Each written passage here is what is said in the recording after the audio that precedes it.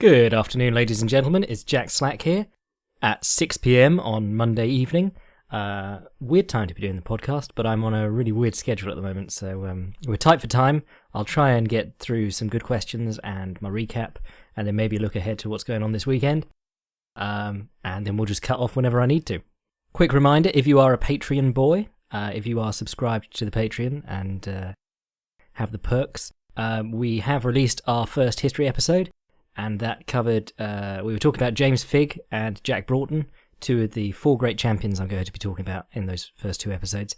James Figg, the first champion of London. Jack Broughton, the first guy to really bring the boxing element to the fore and inventor of the precursor to the rules we use today. We also talked about why tea is superior to coffee, why the agricultural revolution needed people to punch each other in the face, and the history of sports in general. So if you want to go watch that, go sign up to the Patreon. We'll be doing another one very, very soon. Got all my info together for that. Just need to finish recording it. And let's get on with the show. Right, so Ultimate Fight Night 96. Keep having to remember these names, but I'm doing better now that I actually have a podcast and I have to look them up every week. Not a bad event. Let's have a look at what happened that was interesting. Andre Fili did a great job against Hakron Diaz. Fili, one of my boys, Hakron Diaz, missed weight. That's how you become not one of my boys. In fact, it was Ultimate Amateur Hour at the weigh-ins last week. It was, firstly, John Lineker missed weight, having gone up in weight so that he would stop missing weight, because he missed weight at flyweight 4 times, which is just, then you're not a flyweight, are you? But then he missed weight at his new weight class. And frankly, what they should do is just make him fight at featherweight. See how his 5'3" frame and 67-inch reach hold up against Max Holloway or someone like that. That'd be fun. Yeah, and then Alex Oliveira was the main offender. He came in 5 pounds over. And if you're dried out like a prune and you're still 5 pounds over, there was never any way you were going to make that. That's disgusting, to be honest. And then Will Brooks called him out on being unprofessional. And then when Oliveira won, he was like, "Ha! That's what you get for calling me unprofessional," and proceeded to be even more unprofessional. So, yeah, don't know what's up with that guy. Seemed to be acting like a bit of a dick. But he looked good in the fight, but then he was a welterweight fighting a lightweight. So, yeah, it's just something about that whole thing that really annoys me. The taking 20% of the purse, and then still fighting, and then that other guy beats the shit out of you because he's gigantic. It's happened a few times now.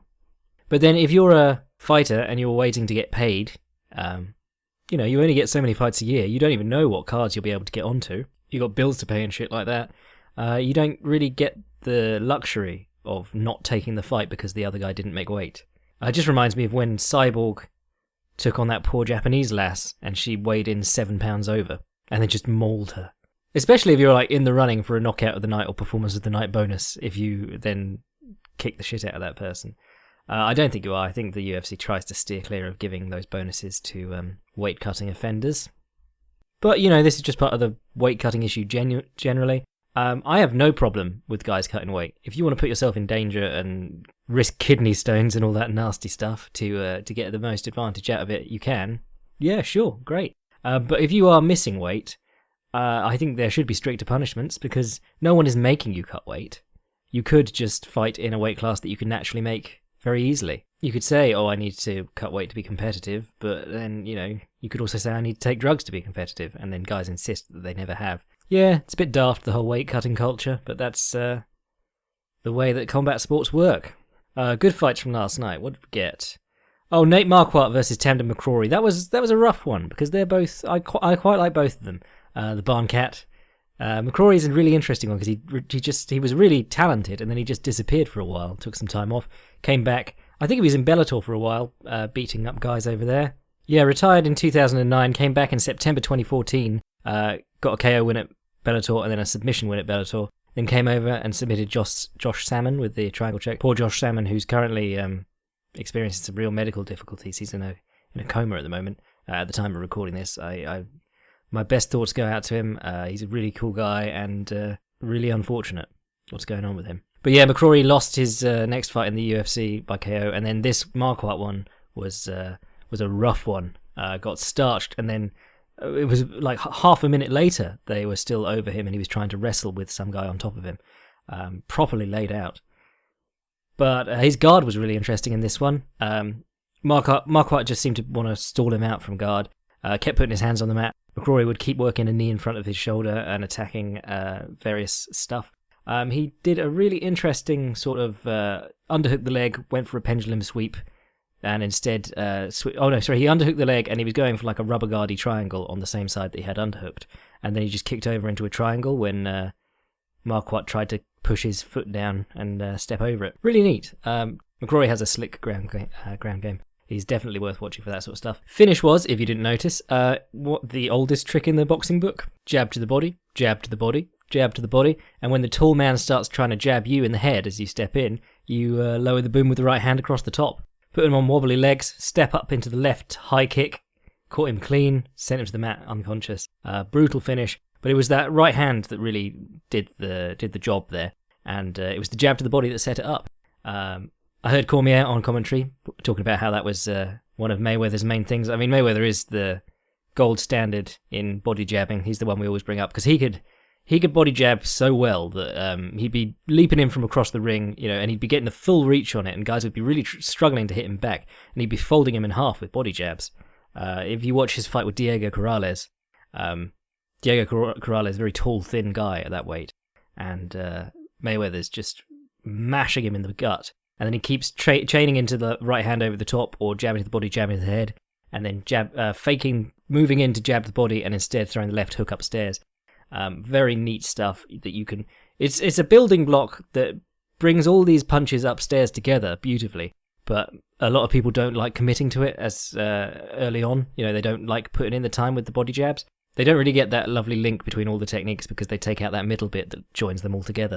But yeah, body jabs, always valuable, always have been, always will be, and will probably always be undervalued in both boxing and MMA. What other neat stuff happened? Zach Otto versus Joshua Berkman was a really strange one. Berkman is... I meant to write about this a while ago when I can't remember who he fought. Might have been after that Lombard fight. But he has this shoulder rolly style, but he keeps his chin up the entire time, so it sort of defeats the point.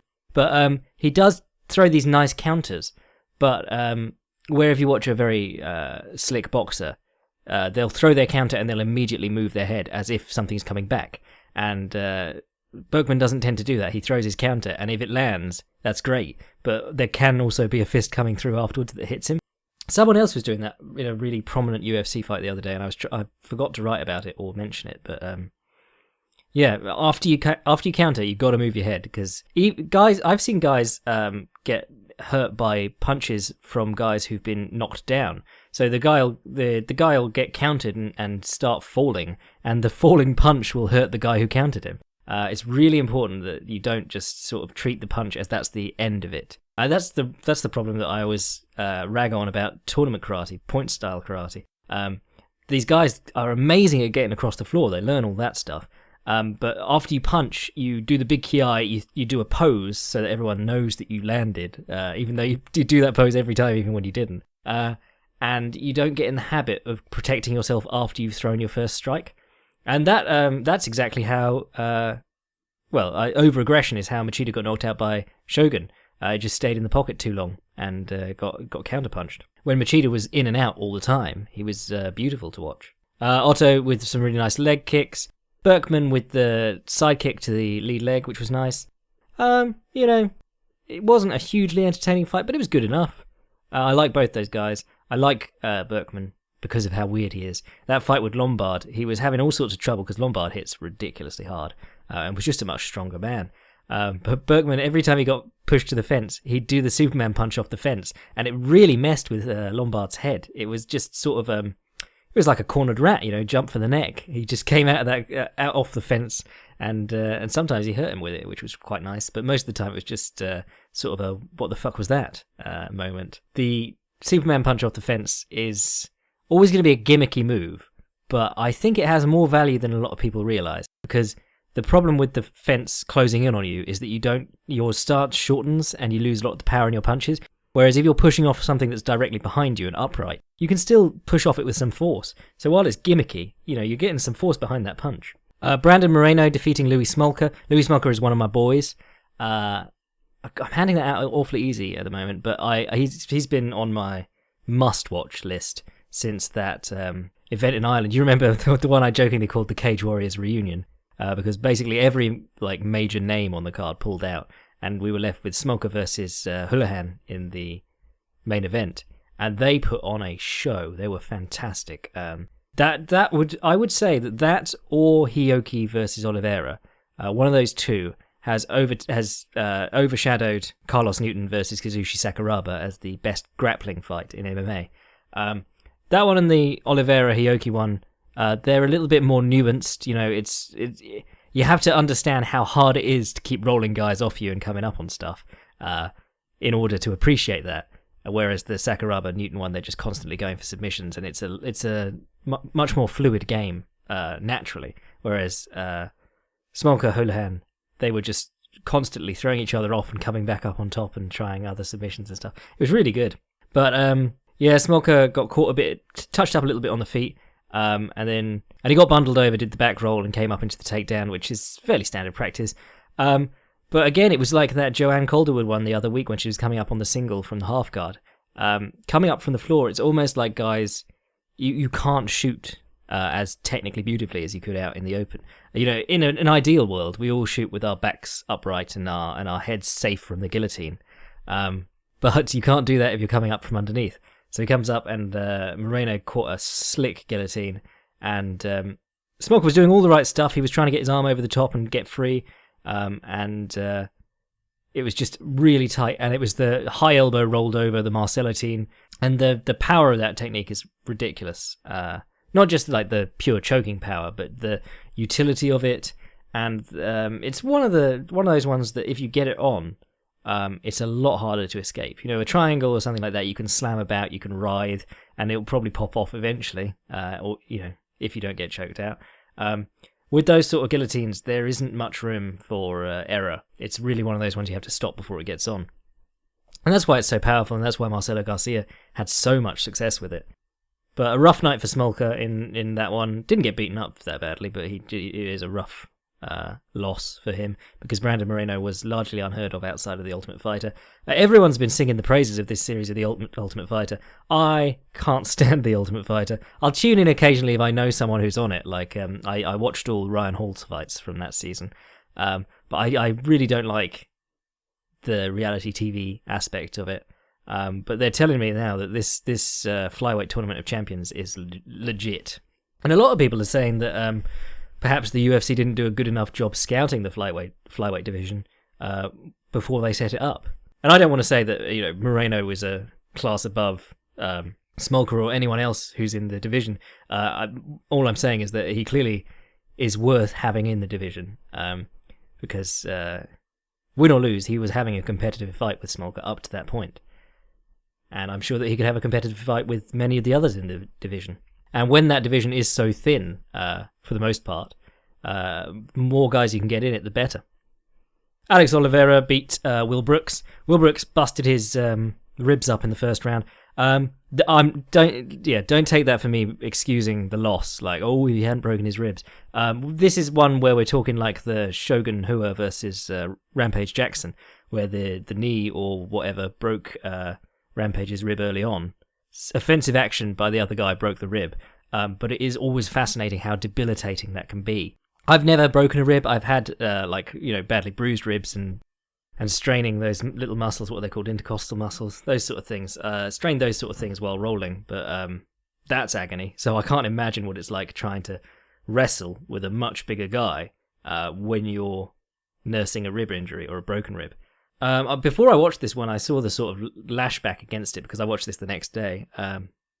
Backlash. I saw the backlash against it, and a lot of people were saying clearly Brooks was very badly injured because he did nothing after the first round. And I went in expecting him to just be a punching bag after the first round. But start of the second round, takes him down, immediately mounts him. His takedowns look really good in that fight. His back takes look slick.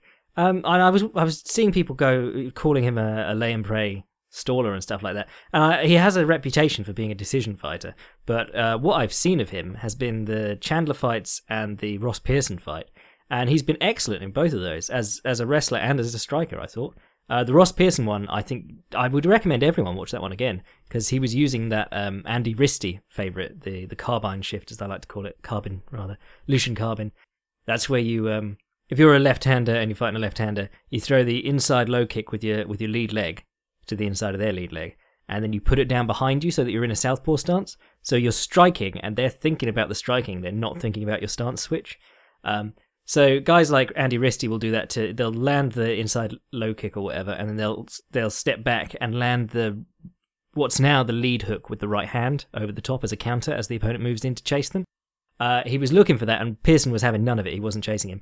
So every time Brooks threw that inside kick, he'd put his leg down behind him. He'd wait a beat, and then he'd lunge in with a knee and hit him with the left knee, which wasn't a threat before because it was the lead leg. You're not going to get much power on a lead knee without switching stance, but because it was behind him now, he could really lunge in with some force. Yeah, I really like anything like that where you kick the inside of the lead leg and you put that leg down behind you.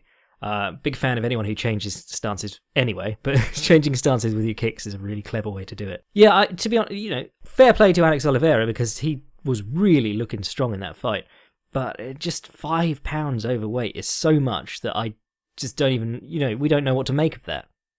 On the one hand, he really made Will Brooks struggle in the clinch, and Will Brooks is a great wrestler for the weight class. On the other hand, it wasn't in the weight class, Yeah, weird one. Definitely didn't enjoy all the extracurricular bollocks, though. And then finally, in the main event, John Lineker versus John Dodson. I'm not going to weigh in on who should have won this one, because I was leaning towards Dodson, because Lineker was so ineffective for long periods of it, but his hitting, when he did hit, was fantastic. What it really did shine light on was John Lineker really has trouble cutting the ring. I mean, I did a piece last week called Assessing John Lineker, the UFC's most enigmatic not quite flyweight. Yeah, I thought that was pretty funny. And basically I was talking about, I took his fight with Ian McCall, and Ian McCall did a fantastic job of circling and keeping on the move, and Lineker had no answer for it. Basically, he waited for McCall to sort of run out of steam or shooting on a takedown and attempt that guillotine. But out in the open, McCall was just touching him up and moving away. And the other thing about Lineker is that he carries his hands ready to throw his punches at all times. He's not carrying them in like a guard. He's just waiting to punch all the time. Every time McCall stepped in, he'd throw the right hook to the body as like a preemptive counter. So when McCall stepped in with a nice left kick to the body, he'd catch him under the ribs with the arm away from the body. And if you watch high-level Muay Thai, they are very reluctant to give that up at any point because they know how damaging a good blow to the body can be.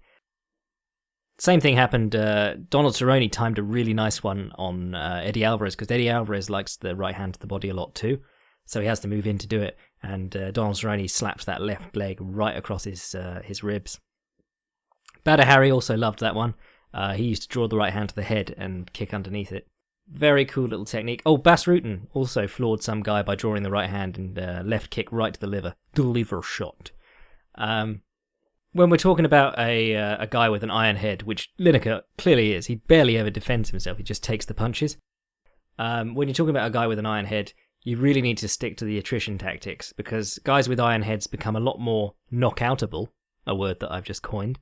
The later a fight gets, the more hurt they are in other areas. A lot of the knockout is awareness of the thing that's about to hit you. You've heard it 1,000 times before, but the punch that you don't see is the one that knocks you out. And the two ways to really do that are to fatigue a guy badly so that his reaction's slow, which you can do with the body kicks under the arm, or to puff up his eyes so that he can't see. And while Dodson was clearly aiming to hurt him with those left hands, if you were a left-handed guy and you were jabbing, you could puff up Lineker's eye just the same.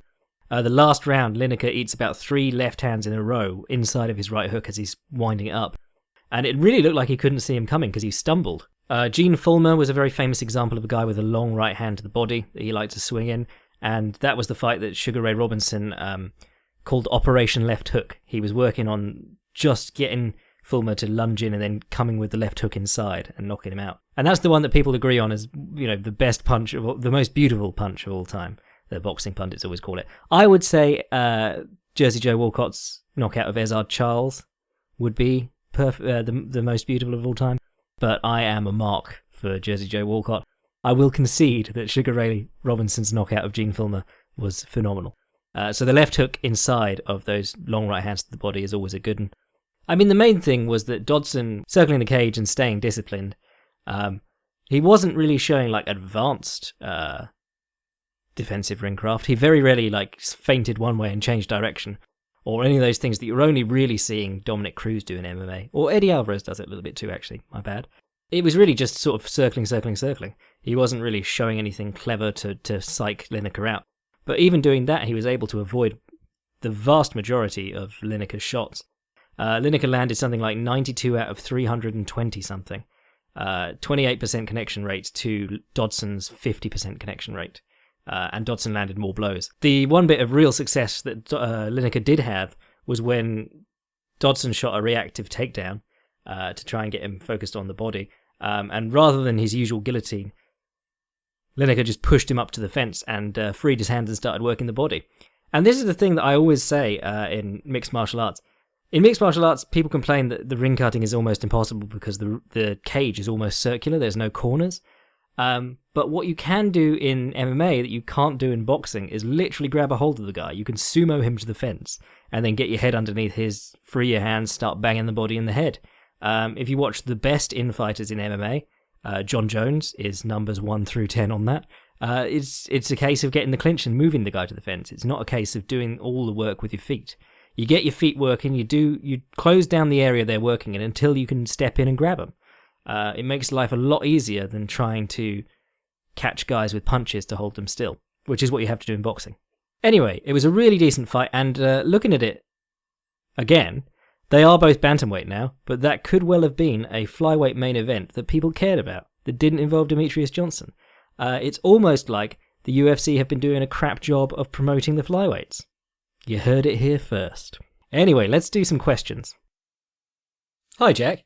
In the hypothetical scenario of Aldo actually going up to 155 pounds in 2014, like he said he would, even though we know these things never happen, how do you think he would have matched up with the top 155ers of the time? According to FightMatrix.com, from number 1 to number 6 in the UFC, Pettis, RDA, Melendez, Bendo, Habib, and Cerrone. I think probably the roughest matchups on that list are RDA and Cerrone, probably for the most part. Cerrone because of the length and the striking ability, and RDA due to the fact that he never shot a clumsy takedown. He's all about the pressure. He's a pressure fighter into the takedowns, and what Aldo did well was control the... Well, what Aldo still does well is control the space and make guys dive for long, wild takedowns. And he also does a great job of pivoting offline if guys attack on a straight line like Frankie Edgar did. RDA would be walking him towards the fence slowly, aggressively, boxing him up and down, and then diving on takedowns just when there was nowhere for Aldo to possibly go.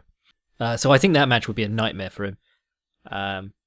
Melendez, very hit and miss. Really, in his boxing, only a right hand. Doesn't really do much else. Jabs to the right hand. And it's a very good right hand, but it's not really the sort of thing that's going to trouble Aldo much. And he isn't very good at leaning on guys either. When you watched him attempt to grind Pettis on the fence, he was having almost no joy because he wasn't making Pettis work, as Alvarez did, and he wasn't like beating Pettis up on the way there or once they got there, as RDA did. He was just sort of holding on, hoping that nothing happened for a while, and that somehow Pettis would get tired. It reminded me a lot of that of Kenny Florian's strategy against BJ Penn, where he got him to the fence, but he didn't really do anything there, and Penn wasn't really fighting to get off that hard, so it wasn't really achieving much. But then, it depends how big Aldo would be, because we all thought he was a massive featherweight, and then you saw him next to Conor McGregor, and you were like, oh, wow, now that's a massive featherweight. Habib and Benson, Benson less so, because Benson has a decent kicking game from the outside, but Habib really only has the leaping punches into the takedown attempts and the clinch, and as Aldo is the prototypical anti-wrestler, you would think that Habib would be sort of the best mark for him on that list. It really depends how much the weight difference and the size difference makes. If Habib can just sling him around once he gets hold of him, then maybe that's a big problem for Aldo. But I think Habib would even have trouble getting a hold of Aldo, to be honest. I've not seen Habib in with a good outfighter, anyone who cuts angles well, anyone who relieves pressure well or controls the distance well. Saw him in against RDA, but that was a while ago. and that's really the only top quality fighter he's fought. It's never too late for Aldo to go up, but the thing with going up is that a lot of guys only really do it once they've basically accepted that they're having trouble with the class below. I mean, I feel for Aldo because he deserves another crack at McGregor. He deserved an immediate crack at McGregor, but money's money. I think he'll do much better in the next fight with McGregor if he stays disciplined. What you really saw in that fight was, I mean, as much as I hate all this he's in his head stuff, you saw a wild Aldo sort of lunge at him straight off the bat. And when do you see Aldo do that? He very rarely opens up properly in the first round. Anyway, cheers for the question. Hi Jack, I remember one time you briefly mentioned that you do not believe Bruce Lee would be a phenomenal fighter in MMA today, but never elaborated on it. I agree, but just wanted to know your reasoning. From Austin. Yeah, that one got me a bollocking in the comments, didn't it? That was the very first episode of our podcast. I said something about only Muppets thinking that Bruce Lee would be a great fighter. My thing was that there are people who call Bruce Lee a great fighter, and he was not a great fighter. He didn't fight anyone good. He never had a match against any of the top fighters of the day. I mean, maybe he could scrap. I don't doubt he could, because he was in phenomenal shape, and he was a very gifted martial artist and martial theorist. But there's a difference between being knowledgeable. You know, I'm the first to admit there's a difference between knowing a lot about it and being able to do it at the highest level against the really good guys. So, you know, we don't really know much about Lee's athletic potential. His thinking was absolutely right. The theories he laid out in the Tao Jeet Kune Do and his self-defense series, you know, when people say that, poo-poo that, and they say, oh, he was just an actor, and they ignore all that brilliant stuff that he wrote and was right about, I completely disagree, and I'll defend Lee in that regard, because he, you know, the low-line sidekick, if you read that in the 2000s, he'd be like, that doesn't work in MMA. Now it's everywhere, and it's very, very rarely countered with anything. Like, it's a really annoying technique for the reasons that he laid out. Longest weapon, nearest target. Right-handed southpaws becoming much more common. That was something he was also huge on, of course. Yeah, I mean, we can't really, like... His training was more like a bodybuilder, with a lot of cardio too. And he was open to the grappling stuff and really wanted to learn it, but he didn't have like a lifetime of experience in it. If you take Bruce Lee, the kind of guy, because he was obsessive and he was very, very committed, if you put that guy into a MMA class from the age of 20 or something like that, then I have little doubt that in today's landscape, at, what was he, 135 pounds lean, he could be the best strawweight in the world, you know? If he was as devoted as he was to everything he did do in his life, then yeah, sure. The athleticism in MMA, I mean, we're not getting the best pure athletes in the world. They're going to, you know, the NBA, the NFL, the Premiership, you know, those places. So, decently athletic guy, obsessed with self-development and martial arts, put into the modern martial arts classes and amid the meta of today, yeah, I don't see why he couldn't be something special. My thing was more people saying that he was a great fighter when he didn't fight. Hi Jack, in a previous podcast you discussed how gloves actually make the sport more dangerous because they primarily serve to protect the fighter's hands, not protect the recipient from blows. Given this, if the choice was left completely up to you, would you allow gloves in MMA or not? I am normally on the side of making the sport more as safe as possible, while maintaining its purpose obviously, but I feel conflicted by the glove issues because one of my favourite parts of the sport is the combination work. I'm not sure I would like the sport as much if fighters had to punch more and much more conservatively to protect their hands. But this may result in more severe long-term damage to fighters, which I also want to avoid. And that's from Robert. I was talking about this a lot in our history episode. Cheeky plug. I don't know where I stand on the gloves and no gloves. To be honest, I like to treat combat sports generally as like a smorgasbord. I'll watch the UFC and then I'll watch some Letway where they fight barehanded and catch blows with their foreheads to try and break the opponent's hands. I'm quite a big fan of I think it's Thai Fight, the one that Sain Chai fought for a while, where they don't do like the rope fist, I don't think, which is the old school style Muay Thai, or Ong Bak, if you've seen that film, but they do just the wraps on the hands. And I feel like the wraps serve the purpose of compacting all the bones together, keeping it tight, and preventing the wrist from buckling as you punch the opponent. or whatever else you punch when you miss them. But when Saenchai fought under their rules, he is not typically a terrific puncher. Does a lot more work with his push kicks and round kicks. But he busted this lad's face open, busted his eye wide open. I think he got the TKO due to cuts. It was just amazing the difference that not having the gloves on made. Firstly, the hand could sneak through a lot easier. And secondly, when it whacked the guy's eye, it was just all bone connecting on bone with a little bit of skin caught between and swelled it up nicely. But as you said, I'm a big fan of the combination work too. You can't really do that if you're terrified about throwing your hands all the time. On the other hand, it would encourage more body hitting, which I'm always in favour of. If you saw John Lineker's little flurries along the fence, those were the sort of thing that I would love to see more of. And I think that would be... I mean, it's already an incredibly powerful method, which is going underappreciated by a lot of people. A lot of fighters and coaches even. But if you took the gloves off and you could really dig those hands in and the head wasn't such a easy target, or safe target rather, I think you see a lot more bodywork too. Also have to consider the effect on chokes, and especially the rear naked choke. If you watched Kron Gracie, whatever he is, against Hideo Tokoro, Kron was giving him the business. You know, he was in control the whole fight on the back, except for a few brief moments, and it was really struggling to get the chokes in, and that was because, firstly, with the gloves it's hard to get them under the chin, and makes the hands very, even if you're not grabbing the gloves, which Tokoro was, by the way, he was completely just grabbing the gloves, which they don't tend to allow in the UFC.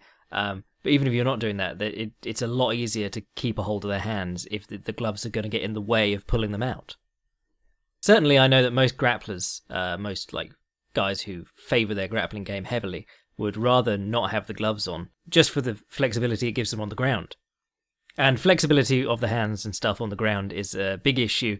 It's why whenever we talk about changing the gloves to force them to cup the hand so that guys can't finger each other in the eye as easily, it comes up all the time then, like, oh, but we need to be able to open our hands freely to grapple. Well, that was something that the UFC was looking into in like 2009, so I think they've given up on that. But then would fingers in the eye be more commonplace if guys were... Because I think guys would still be doing the stiff arming thing, and there'd be a lot more sort of slapping shots, like Igor Vovchanchin style. So you could end up with more fingers in the eye as a result. I don't know, if I ever get round to doing the Jack Slack Invitational, it'll be hand wraps only. Actually, no, that'd be a fucking mess in MMA. They'd just be unravelling the entire time. Be hand wraps and copious amounts of duct tape over the top only. Cheers for the question. Right, I suppose we better talk a little bit about this event this weekend before I get out of here. It is in England, and I am not going, and I don't know if I'll bother staying up to watch it, to be honest.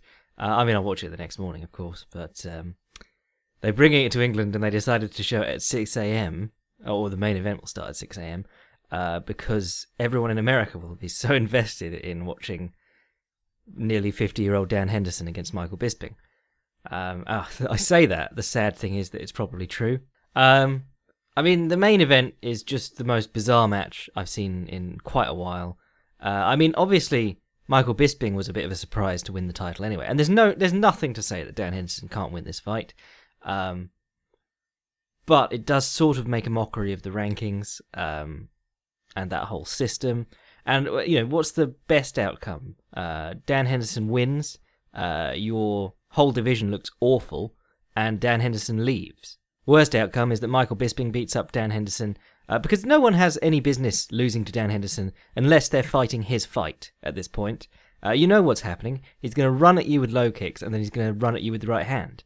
And if you stand there for it, you'll get hurt. But if you don't, then you won't. So while there's always the possibility that Henderson will knock Bisping out, to be honest, there's the possibility that it'll be the best fight you've ever seen. That's the possibility with any fight ever made. But the way to treat that is wait until other people have checked it out for you. And then if it's as bad as we all expect, you don't have to pay any money to watch it if you don't want to. To be honest, it's just sad because Michael Bisping pulled such a coup, and he looked so good in the Rockhold fight. Actually, I was watching some of the pre-fight banter before that the other day. Someone linked it to Reddit, I think. And Bisping was saying, all you've got is a left kick and a right hook. And it was really interesting because those were the things that really made Michael Bisping struggle the first time round. He was getting kicked in the body at distance, and then every time he closed in, Luke Rockhold would skip back and hit him with the check hook. And in the rematch, you saw Bisping wasn't leading, he was moving out of the way, constantly circling away from that left leg, and never running in to give Rockhold the check hook, and everyone says, oh, Rockhold dropped his hands. But actually, Rockhold's offensive boxing has always been quite sloppy. He was lunging in with those long jabs and leaving himself out there. Second time he showed Bisping that, he got his head knocked off. So Bisping looked really good in that fight. You know, as much as people want to cast it as lucky, there's a degree of luck involved because Rockhold's previous opponent had to pull out and Bisping had to take the fight 2 weeks out. So there's a degree of that sort of luck involved. But in terms of fight plan, he looked 100 times better than the original fight, and he looked as though he actually understood from the original fight what had gone wrong. So either Bisping or Perillo or whoever game planned for that second fight deserves incredible applause, and Bisping deserves applause for pulling it off.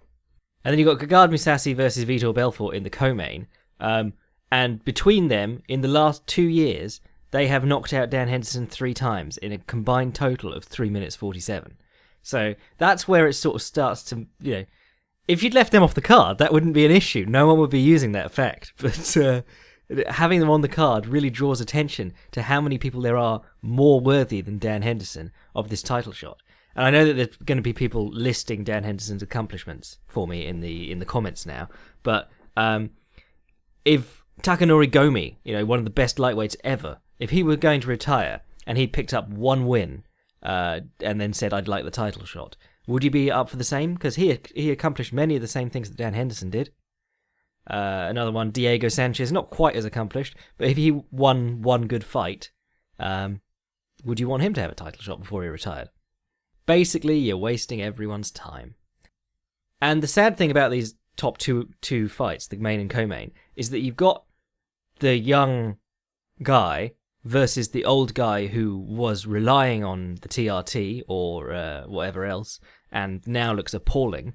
And if the old guy wins, that's even sadder for the state of the division. You know, if the underdog wins, if Belfort or Henderson win, you're just going to be depressed for a few days about how bad middleweight has gotten. But if you saw Belfort versus Jacare, you know, when he wasn't able to head kick Jacare in the opening seconds, it became abundantly obvious that he didn't have the strength, didn't have the cardio, and he did that weird Vitor Belfort thing where he ran out of ideas and immediately pulled guard on the best guard passer in the division and got pounded out from mount. Not really much more to say there. Gegard Mousasi is probably the most hit-and-miss fighter in MMA right now because he's got all the skills, but sometimes he'll just show up and won't bother using them. And then there's those weird fights that he has, like against Uriah Hall, where he beat Hall from pillar to post and then walked into a jumping back kick to the head, and that was all she wrote. Jimmy Manuwa, I always like. He was for a while quite a big hope for like a title contender. Had that rough loss to Gustafsson, obviously. Fighting Ovin St. Preux. Everyone knows what Ovin St. Preux is going to do. Hard left kick, hard left hand. Shucks off takedowns very easily for the first round, tires as the fight goes on. Doesn't really have an awful lot else to worry anyone. Jimmy Manuwa very good with the left hook to the body, left hook to the head, sort of double attack. Yeah, but that'd be a big win if Jimmy Manuwa won that, because Ovin St. Preux had that, well, I don't want to say great performance, but he certainly made John Jones think, which is enough to be respectable. Stefan Struve versus Daniel Omilangzik. I can't say his name, sorry. You know, heavyweights, what are you going to do? I like Stefan Struve because he's a cool guy on Twitter. But it's looking more and more like he's never going to learn to use his reach. Yeah. Don't know what else to tell you. And then one of the other selling points of this card is Brad Pickett. And I like Brad Pickett as a guy. I liked watching him come along as a fighter. Seems like a great guy. Hope for all the best for him. But in his last...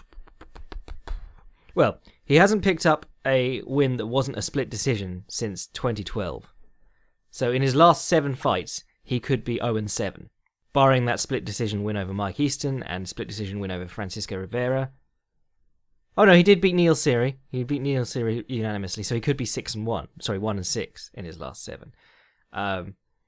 Yeah, it would be really nice to see like a great knockout out of him, but guy's been struggling lately. He's fighting Yuri Alcantara, who is by no means a schlub, and is certainly very big at that weight. The real highlight of the card, which is sort of hidden down the bottom, is Albert Tumenov versus Leon Edwards. Tumenov is a really interesting boxer, and Leon Edwards has that amazingly fast knockout in his UFC debut. Oh, and of course Mike Perry. Mike Perry's on the card, the top heel in MMA. The guy who wants to build a satellite out of platinum so that we can communicate with God. And racist. Yeah, so he's fighting Danny Roberts. It's not a very good card. I mean, if it weren't my job, I wouldn't watch it.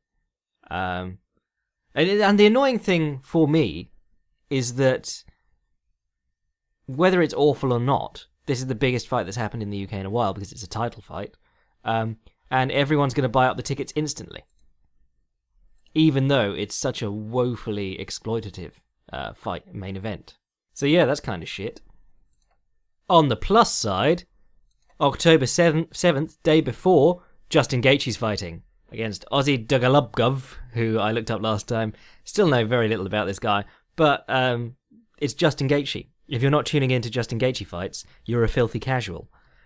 He is incredible. He's the most exciting fighter in the sport today, if you ask me, and this is my podcast, so I am asking me. He's just tremendous. Gets hit a lot. It's not going to last forever, his fight style, so, watch it while you can. But he is tremendous. He hits harder than like anyone you've ever seen at lightweight, and he's just a ball of pressure, just constantly on you. And he starts his dudes outright, just one punch, bam, down. And then you've got Dave Branch versus Vinny Magalhaes on the co-main event. Vinny is an incredible grappler.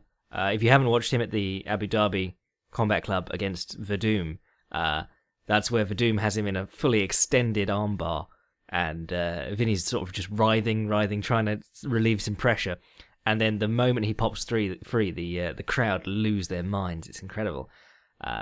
Really top-tier grappler. And a light heavyweight who can compete and get the better of Fabricio Verdum in a grappling match. So, well worth your time. And Dave Branch was a really good fighter who came to the UFC, did well enough, had that rough loss to Gerald Harris by the slam from close guard, but then in his next two got decision victories, and then he lost one to Huzama Palares by heel hook, obviously, and then he was cut. Quite a promising guy, but 2-2, and then he was cut. So rough time for David Branch. But since then, he's gone undefeated in 8 fights with the World Series of Fighting, including one over Yoshino Kami, which is pretty good. Paulo Filho, who's just a mess now, so I won't include that one, but he's doing pretty well. And the more I look at this card, the more confident it makes me in state of things outside of the UFC, because I'm looking at this, and half these guys could easily be on the UFC's card this weekend. You got Sean Jordan, who hook kick KO'd Derek Lewis, you'll remember. You got John Howard, who was a staple of UFC cards for quite a while. And then in the co-main event, the third one down, you got Jason High, and he leapt back into headlines last week, because when he was cut from the UFC for pushing a referee, while he was disorientated from getting hit, and he felt that he was still ready to keep going, fair enough, pushed a referee off him because the referee held on to him and was like, no, it's over. And Dana White famously cut him without seeing the fight, without seeing the footage or anything. He just said, yep, that's what's going to happen if you lay your hands on a referee. And then Roy Nelson comes out and kicks John McCarthy up the arse, and he isn't cut, because you can't have Roy Nelson going to Bellator and having them have a heavyweight division where there's a knockout arse. Mind you, if you saw all this Aldo stuff this week, he's asking for his release. And as much as I'd love him to be able to have what he wants, because he's clearly not happy there, and he deserves another shot at McGregor, and they're holding him up forever, or at least give him the real featherweight belt. Don't keep using it, they have to keep using it to sell McGregor's fights, and so that he can be this two-class champion, even though he's never defended a belt in his life. Yeah, but when I read that thing about Aldo asking for his release, I just laughed because they weren't going to. They're not going to release Bigfoot or Frank Mir just because they don't want Bellator to have them. They're not going to release the most accomplished featherweight of all time. But maybe if he pushed a referee, nope, they wouldn't cut him then either. So it was a really rough one on Jason High. He's a really cool guy, one of my boys, and I still think that was bullshit. Looking back, he didn't mean to hurt the guy. He was just frustrated, and the guy was holding on to him. And he'd just been hit in the head really fucking hard. Whereas Roy Nelson was just being angry. So, while the UFC's event this weekend is a woeful card on paper, again, nothing stopping it from being like the greatest card ever in actuality.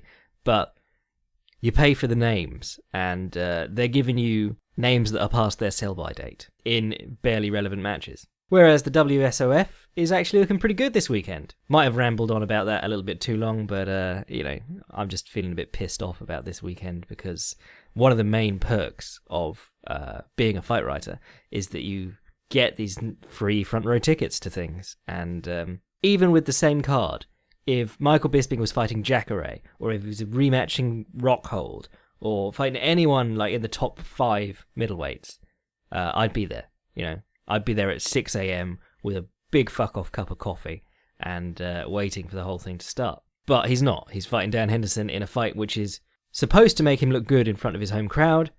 And worst comes to worst, Dan Henderson wins, makes everyone look bad, and leaves without defending that title. At any rate, I'll still be writing a recap on Monday, so I'm going to have to watch the fights anyway. But I will enjoy not watching them when they're on this time, because I stay up so late for all these American events often, and I don't, I shouldn't have to for a UK event, for fuck's sake. Anyway, I've got places to be, you got places to be. We prattled on about the fights for 50 minutes, so I'm going to run off now and continue work on my big project that I can't tell you about. If you want to support us on Patreon, please do. We got those bonus episodes coming out. I think the first one was really well received, so go over and sign up and have a listen to that.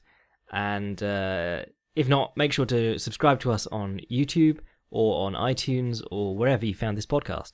And don't forget to send your emails to fightsgonebypodcast@gmail.com. I'm Jack Slack. Hope I haven't been too pessimistic about this weekend. Have a good one, and I'll see you next week. Cheers.